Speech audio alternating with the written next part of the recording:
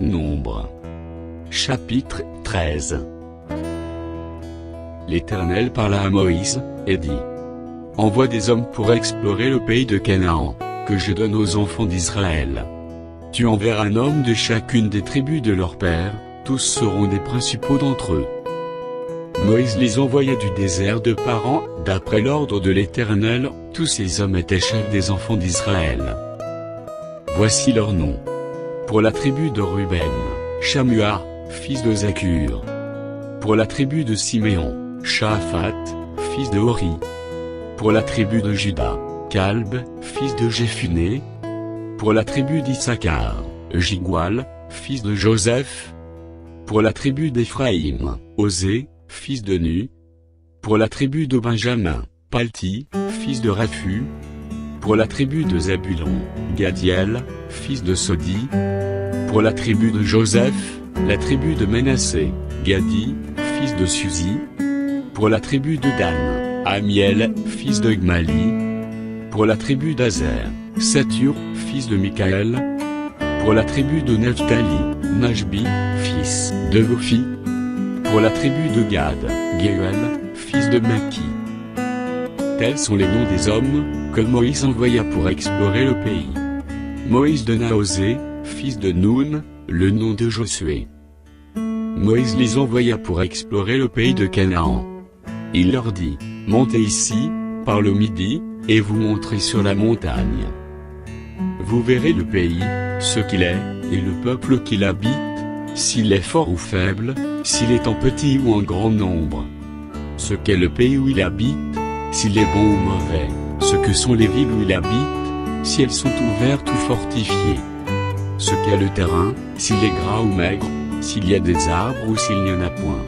Ayez bon courage, et prenez des fruits du pays. C'était le temps des premiers raisins. Ils montèrent, et ils explorèrent le pays, depuis le désert de Tsin jusqu'à Rehob, sur le chemin de Hamath. Ils montèrent, par le midi, et ils allèrent jusqu'à Hébron, où était Aïman, Sheshai et Talmaï, enfants d'Anak. Hébron avait été bâti 7 ans, avant Tsoan en Égypte. Ils arrivèrent jusqu'à la vallée d'Eshcol, où ils coupèrent une branche de vigne, avec une grappe de raisin, qu'ils portèrent à 2 moyens d'une perche. Ils prirent aussi des grenades et des figues.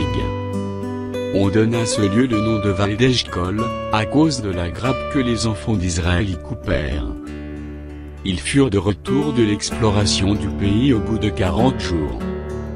À leur arrivée, ils se rendirent auprès de Moïse et d'Aaron, et de toute l'assemblée des enfants d'Israël, à Kadesh dans le désert de Paran.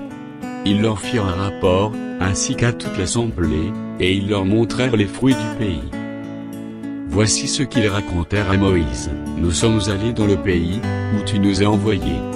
À la vérité, c'est un pays où coule le lait et le miel, et en voici les fruits.